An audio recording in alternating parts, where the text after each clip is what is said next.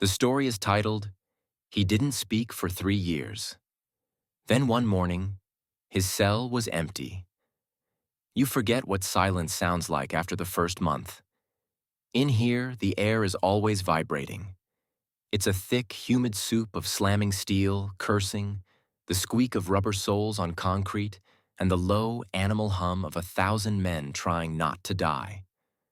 The noise scrapes the inside of your skull until you think you'll never sleep again. But you do.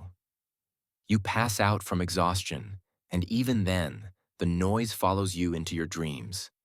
But the scariest thing in Block D wasn't the screaming or the shanks made from filed-down toothbrushes. It was the man in cell 402 who hadn't said a word since the day he walked in. I'm Miller, 38, male, doing a 20-year stretch for armed robbery that went sideways. I've been inside long enough to know that the loud ones are the weak ones. They bark to convince themselves they still have teeth. But Elias Thorne, 42, male, was different. He was a ghost made of meat and bone. When they processed him, he looked the warden in the eye and sealed his lips. No plea, no phone call, no bargaining. Just a blank, terrifying stillness. For 3 years, he became a fixture of the prison, like the rust on the bars or the black mold in the showers. He moved with a slow, deliberate economy, never wasting energy on fear or anger. The guards hated him for it, especially Officer Graves, 34, male. Graves was a sadist with a badge, the kind of guy who got off on the power disparity. He needed you to break. He needed to see the fear in your eyes to validate his own existence. Thorne gave him nothing. I watched Graves toss Thorne's cell 3 times a week, ripping up his sheets, dumping his meager belongings into the toilet, screaming in his face just to get a twitch of reaction. Thorne would stand by the wall, hands clasped behind his back, staring at a spot on the floor with the patience of a mountain. It drove Graves insane. One Tuesday in July, the heat was unbearable. The ventilation had failed again, and the block smelled like boiled cabbage and old sweat. We were in the yard, the sun hammering down on the asphalt until it felt soft under our boots. Tensions were high. Heat makes blood boil faster. I was doing laps, keeping my head down, when I saw Graves approach the bench where Thorne was sitting. Thorne was just watching the fence line, his eyes tracking the patrol patterns of the tower guards. He did that a lot, watched things that seemed boring to everyone else. Graves kicked Thorne's legs apart.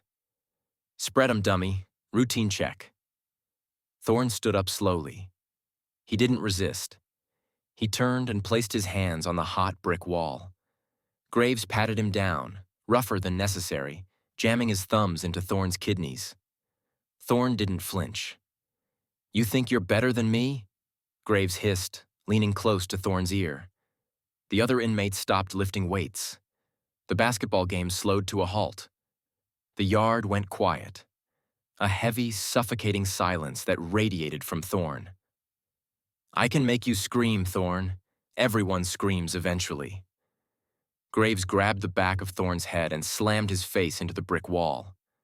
There was a wet crunch, nose cartilage giving way.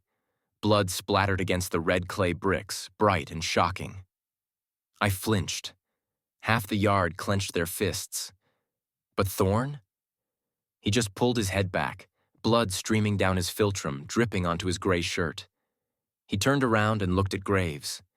He didn't raise his fists. He didn't wipe the blood. He just stared. His eyes were dark, devoid of panic, devoid of pain. It was the look of a man watching a fly buzz against a window pane. An annoyance, but one that would soon be dead. Graves stepped back, his hand hovering over his baton.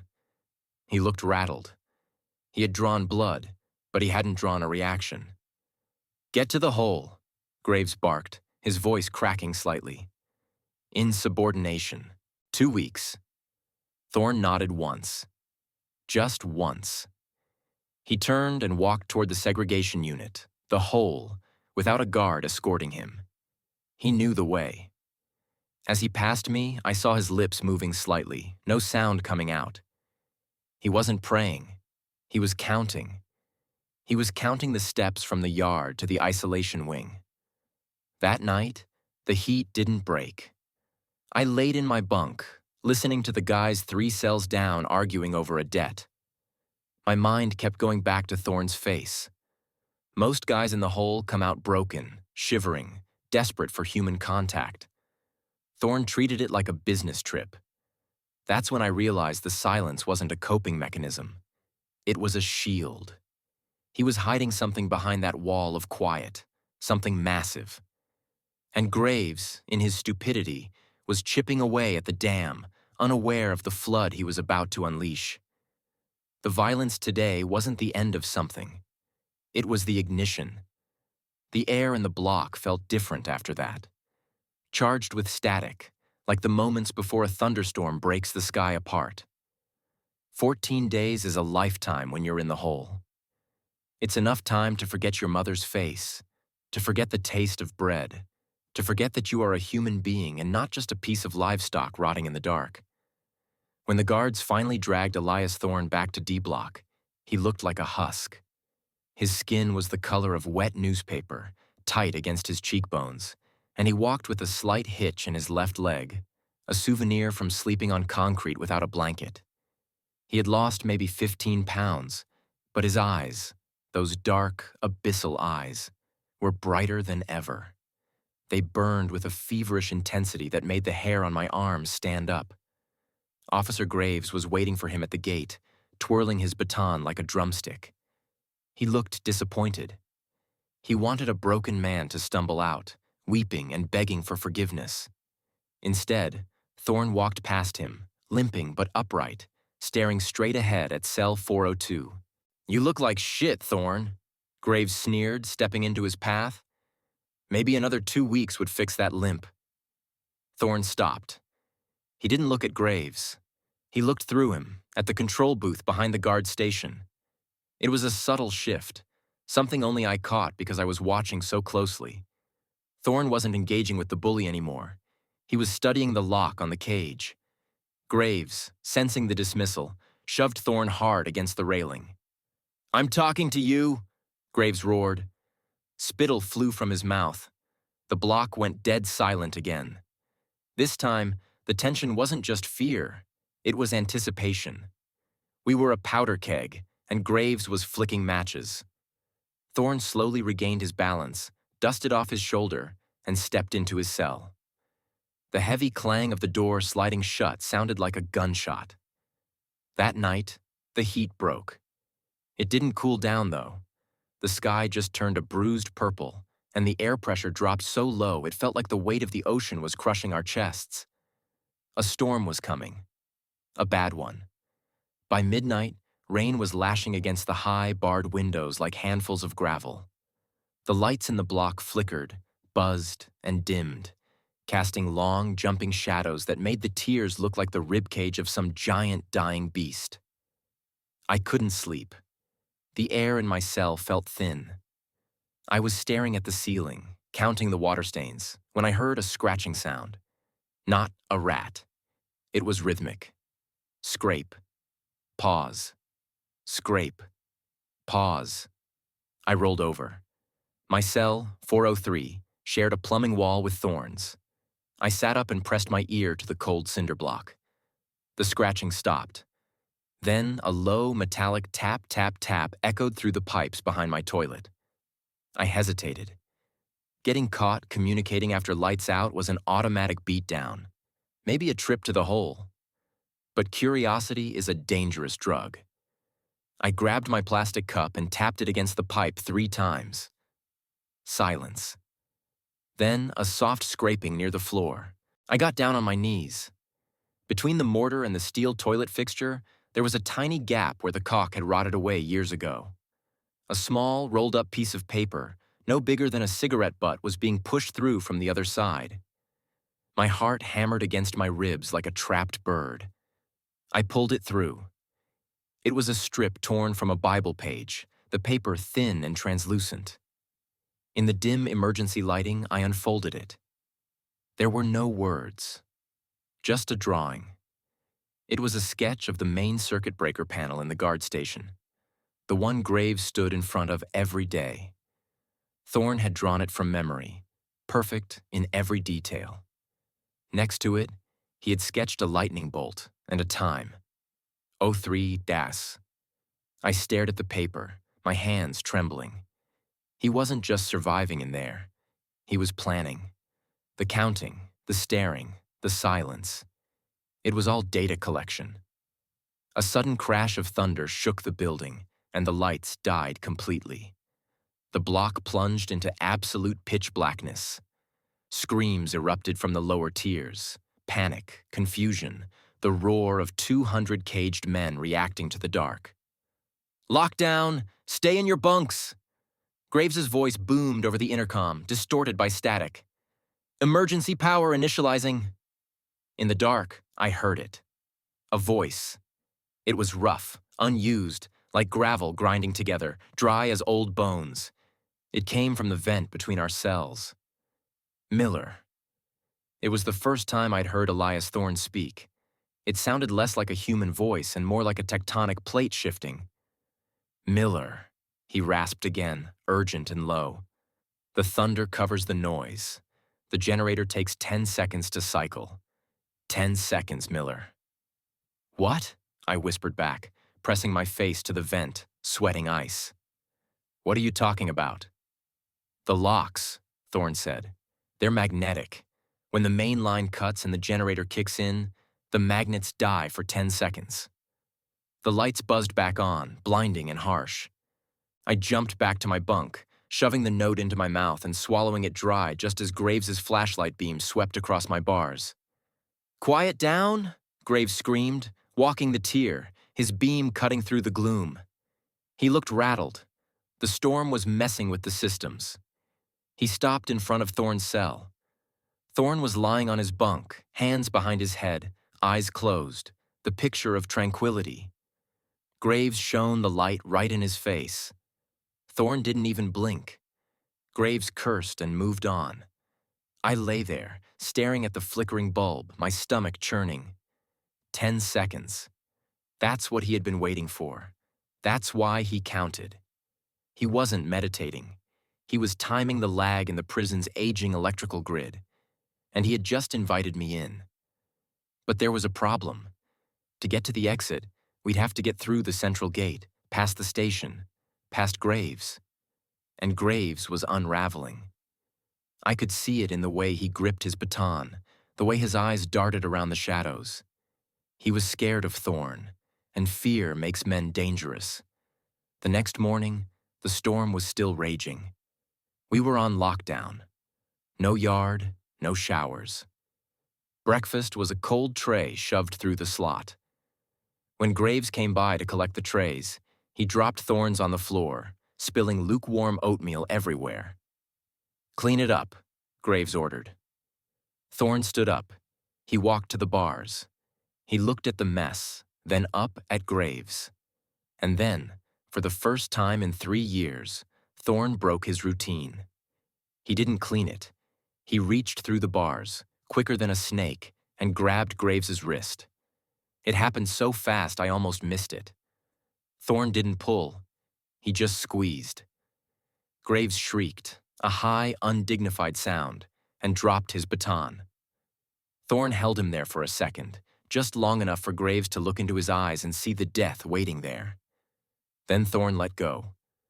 Graves stumbled back, clutching his wrist, his face purple with rage and humiliation. "You're dead," he whispered, his voice trembling. "Tonight, you're dead." Thorne turned his back and sat on his bunk. He looked at the wall, then tapped the concrete 3 times. "Tonight." I looked at the rain slashing the windows. The escape wasn't a choice anymore. It was a race. Graves was going to kill Thorne tonight, or Thorne was going to vanish. And I had to decide if I was going to be the spectator or the accomplice. I looked at the loose brick near the floor of my cell, the one I'd been working on for months without telling a soul. Thorne knew. He knew everything. That's why he picked me. The silence was over.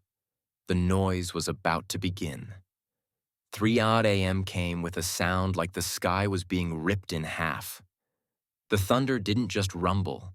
It detonated directly over D block, shaking the fillings in my teeth. I was standing by my cell door, my forehead pressed against the cold steel, sweating despite the chill in the air. I had the loose brick from the wall in my hand. It felt heavy, rough, and stupidly small against the enormity of what we were about to do. Then, it happened. The hum of the ventilation died. The buzzing fluorescent lights overhead fizzled out. For a heartbeat, there was total, suffocating darkness. Then a distinct mechanical thud-clack echoed down the tier. The magnets. The death of the electric hold. I shoved my door. It didn't budge. Panic flared in my chest, hot and acidic. I shoved again, putting my shoulder into it, and the heavy steel slider groaned and rolled back 3 inches. I squeezed through the gap, scraping my chest, and stumbled out onto the catwalk. The emergency lights kicked on, a bathing, blood-red wash that made the block look like the inside of an artery. Thorne was already out. He wasn't rushing. He was standing 3 feet from his cell, adjusting his collar. He looked at me, his face washed in crimson, and nodded toward the sector gate at the end of the tier. The generator hum was starting to rise, a low moan building in the walls. We had seconds before the magnets re-engaged. We moved. I was running on instinct, my sneakers squeaking on the polished concrete. Thorne moved like smoke, silent and terrifyingly fast. We were halfway to the gate when a beam of white light cut through the red gloom. "Freeze! I swear to God I'll drop you." It was Graves. He wasn't at the station. He was on the walkway, blocking our path to the gate. He wasn't wearing his standard duty belt. He was holding a heavy riot flashlight in one hand and a long, jagged piece of plexiglass, a shank confiscated from a raid, in the other. He hadn't been doing rounds. He had been coming to Thorne's cell. The blackout wasn't just our cover. It had been his, too. He wanted to kill Thorne in the dark and blame it on a riot. Graves's eyes were wide, manic. He looked from Thorne to me, realizing the situation had spiraled beyond his control. "Back in the cells," he screamed, his voice cracking. He lunged at me, swinging the plexiglass shank. I froze. A lifetime of fearing the guards anchored my feet to the floor. But Thorne didn't freeze. Thorne stepped into the swing. It was suicide. But as Graves brought the weapon down, Thorne caught Graves' wrist with his left hand and drove his right palm upward, hard, into Graves' chin. The sound was sickening. A dry snap, like stepping on a dry branch. Graves's head snapped back, the flashlight spinning away, casting wild strobes against the ceiling. Graves stumbled, stunned but still dangerous, flailing with the shank. He slashed out, catching Thorne's forearm.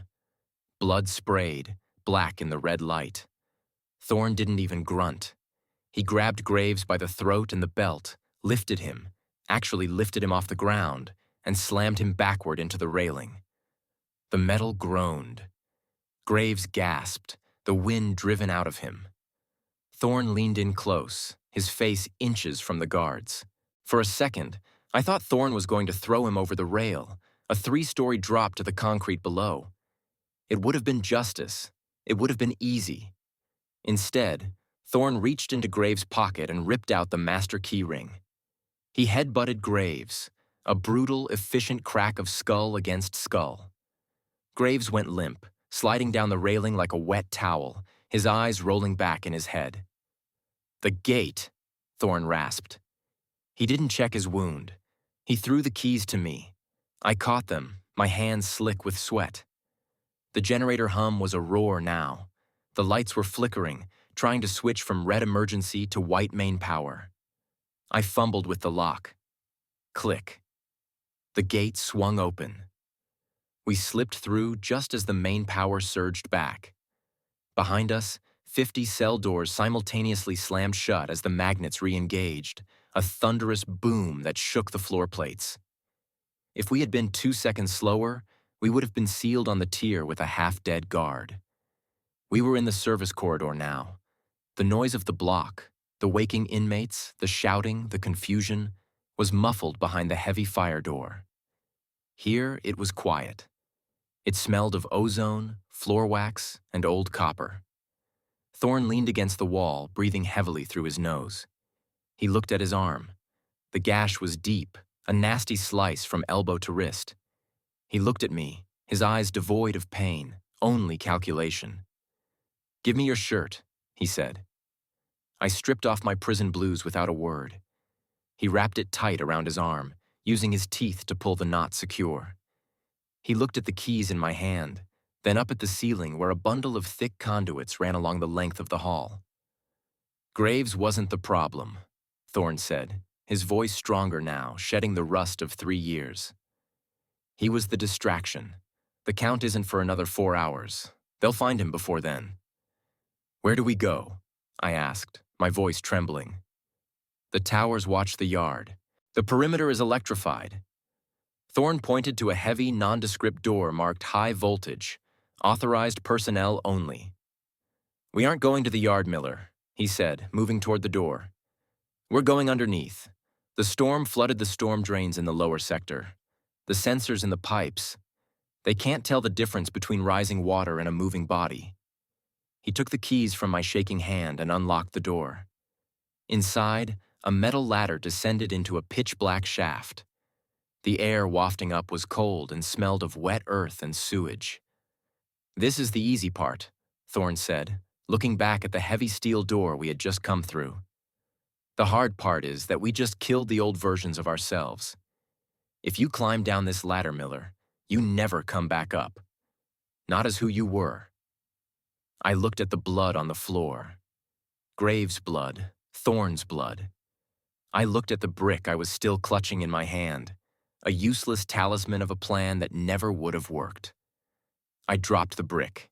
It hit the floor with a hollow clatter. "I'm done with who I was," I whispered. Thorne nodded. He stepped onto the ladder and vanished into the dark. I took one last look at the prison corridor, the clean, sterile lines of the cage that had held me for 6 years, and followed him down into the belly of the earth. The door clicked shut above us, sealing us in the dark. The dark down there had weight. It pressed against your eyeballs, heavy and suffocating. We were crawling on our bellies through a concrete pipe scarcely wider than my shoulders, dragging ourselves through a slurry of mud, rat filth, and freezing runoff.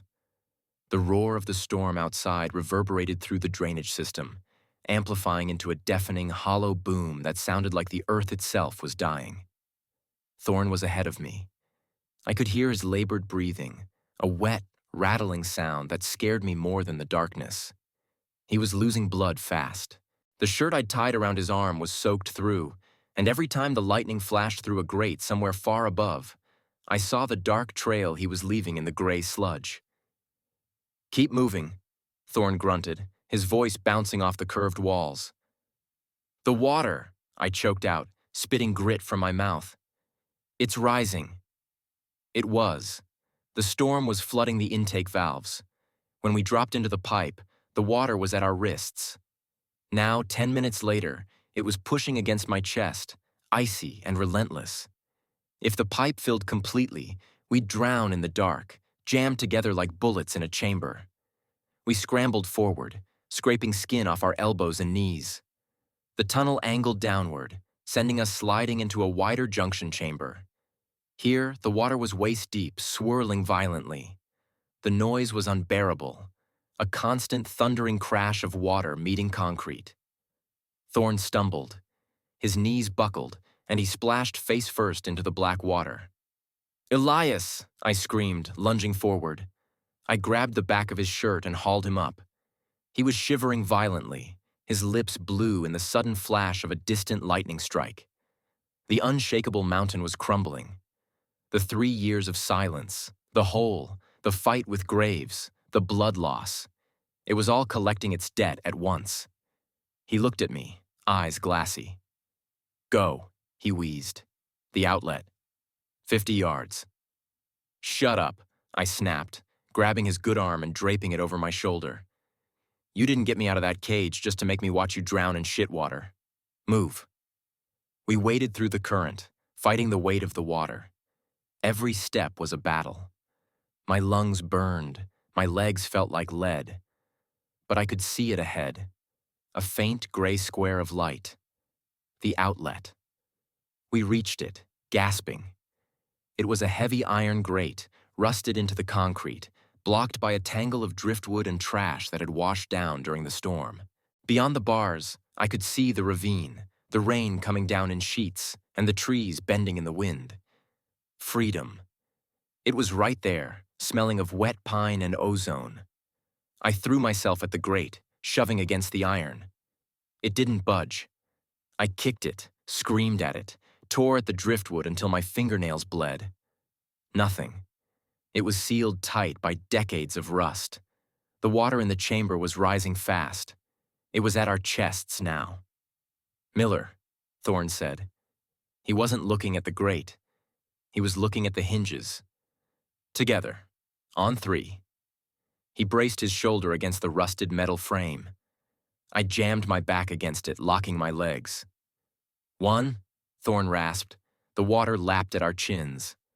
2, 3. We pushed. I pushed with everything I had left, every ounce of hatred for Graves, every night spent staring at the ceiling, every dream of a life I thought was over. I screamed, a raw animal sound that tore my throat. There was a screech of tearing metal. The ancient bolts sheared off.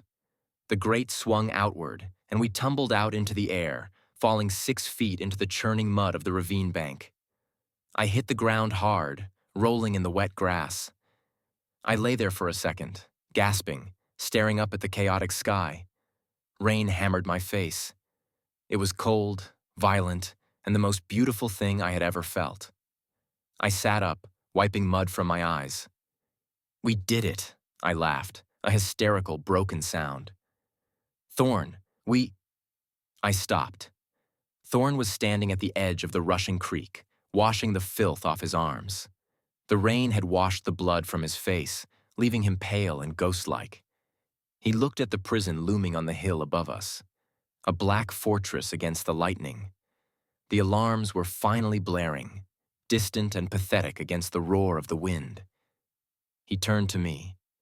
The intensity was gone from his eyes. The fire that had burned in cell 402 was out. In its place was that same calm, terrifying emptiness. He pointed north, toward the dense forest line. Then he pointed east, toward the highway. He wasn't coming with me. "Elias," I said, standing up, swaying slightly. "Where will you go?" He didn't answer. He reached into his pocket and pulled out the piece of Bible paper, the sketch of the breaker box. He let the rain dissolve it in his hand until it was just pulp, then let it drop into the mud. He looked me in the eye one last time. He nodded. A single solid nod. Then he turned and walked into the trees. He moved silently, stepping over twigs and leaves, blending into the shadows of the forest until he was just a part of the storm. I never saw him again. They found Graves the next morning, locked in the block with 50 inmates who had nothing to lose. He survived, but he was never a guard again. They searched the woods for weeks. They found my prison blues by the highway, where I hopped a freight train 3 states away. But they never found a trace of Elias Thorne. It was like he evaporated the moment his feet touched free soil. Sometimes, years later, I wake up in a sweat, thinking I can hear the hum of the electric magnets or the screech of the gate. I sit up in the dark of a room that locks from the inside, and I listen. I listen for the silence. They say he didn't speak for 3 years, but I know the truth. He was saving his voice for the only thing that mattered. He spoke to the walls, to the wires, and to the storm. And when they finally answered, he didn't need words anymore. He just needed an open door and a cell that would stay empty forever.